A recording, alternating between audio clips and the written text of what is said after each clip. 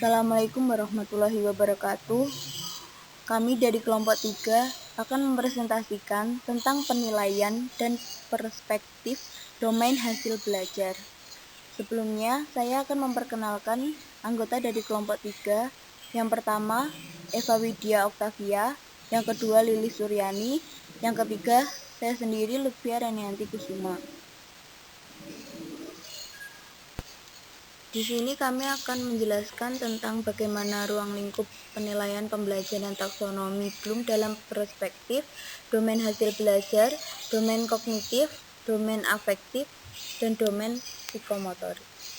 Yang kedua, bagaimana kata kerja operasional perspektif dalam hasil belajar. Yang ketiga, apa maksud dari taksonomi Solo. A.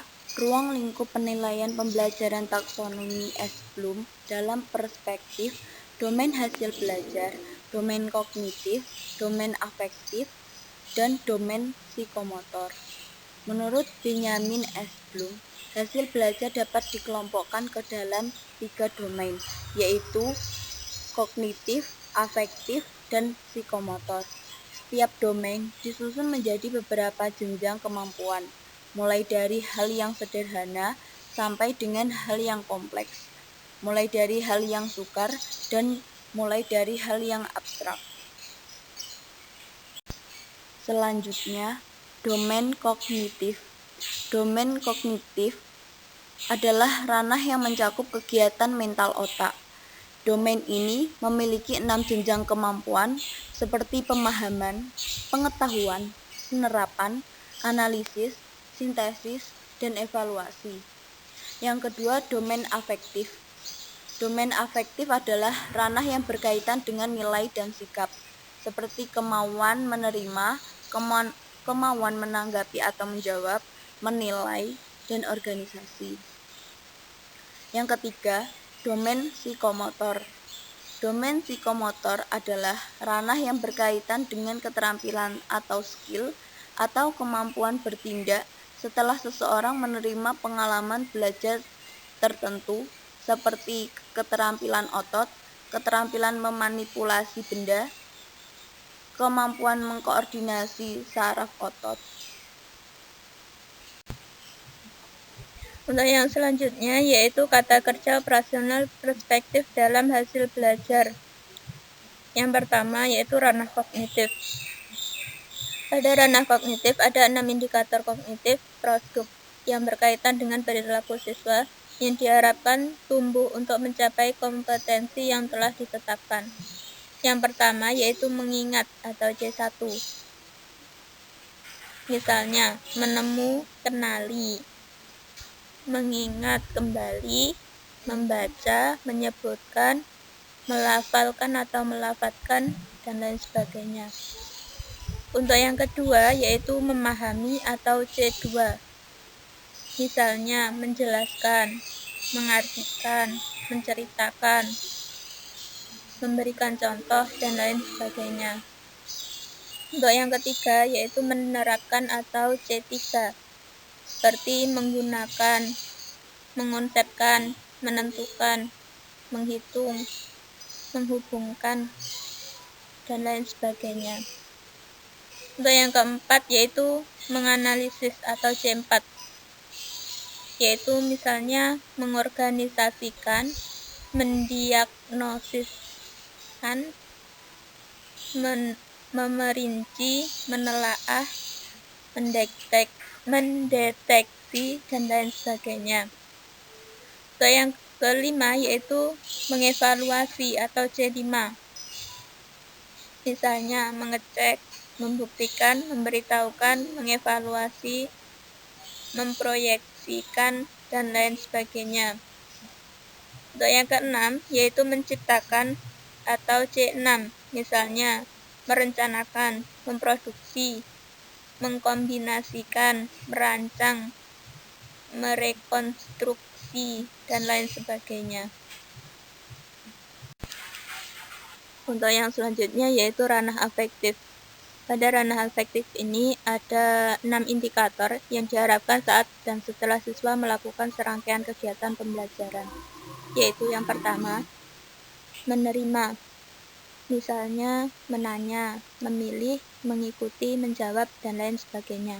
Untuk yang kedua yaitu merespon atau A2, yaitu misalnya melaksanakan, membantu, menawarkan diri, menyambut, menolong, dan lain sebagainya. Untuk yang ketiga yaitu menghargai atau A3.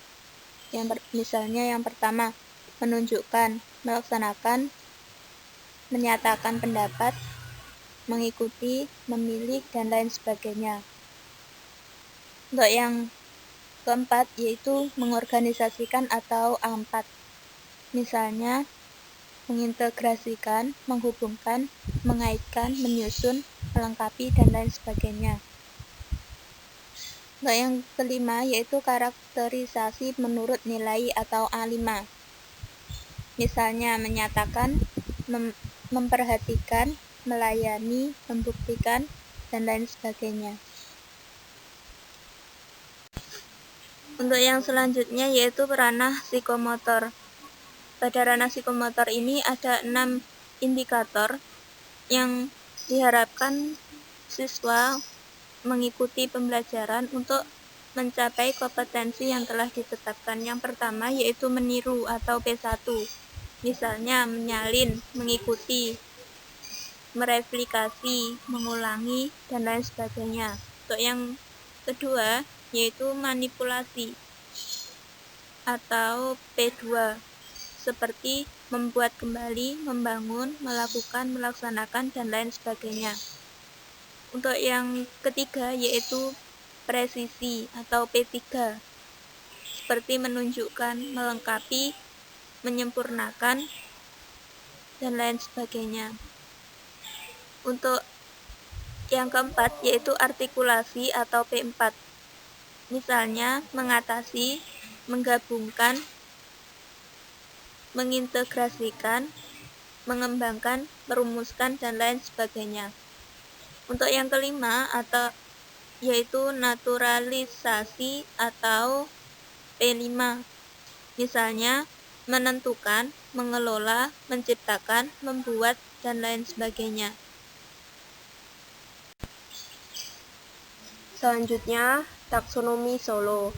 Taksonomi Solo adalah klasifikasi respon nyata dari siswa tentang struktur hasil belajar yang dapat diamati. Menurut Asep Saiful Hamdani, penggabungan taksonomi Bloom dan taksonomi Solo sebagai model baru tujuan pendidikan.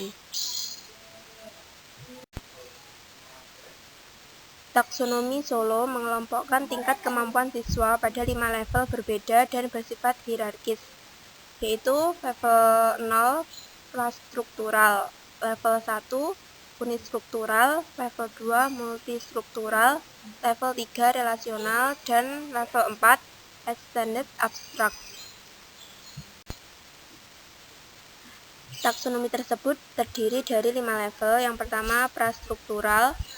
Siswa tidak mengerjakan tugas dengan tepat. Siswa belum benar-benar memahami inti tugas yang diberikan. Siswa menggunakan cara yang terlalu sederhana untuk menghadapi tugas tersebut.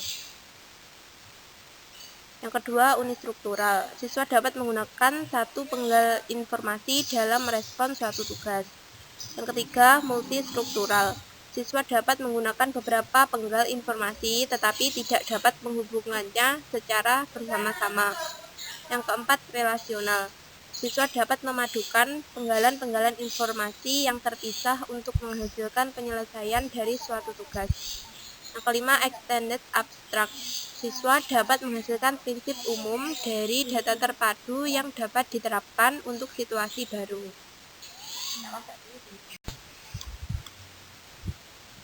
Penerapan taksonomi Solo untuk mengetahui kualitas respon siswa dan kesalahan sangatlah tepat, sebab taksonomi Solo mempunyai beberapa kelebihan sebagai berikut. Yang pertama, taksonomi Solo merupakan alat yang mudah dan sederhana untuk menentukan tingkat respon siswa terhadap suatu pertanyaan matematika. Yang kedua, taksonomi Solo merupakan alat yang mudah dan sederhana untuk pengkategorian kesalahan dalam menyelesaikan soal atau pertanyaan matematika. Yang ketiga, taksonomi Solo merupakan alat yang mudah dan sederhana untuk menyusun dan menentukan tingkat kesulitan atau kompleksitas suatu soal atau pertanyaan matematika.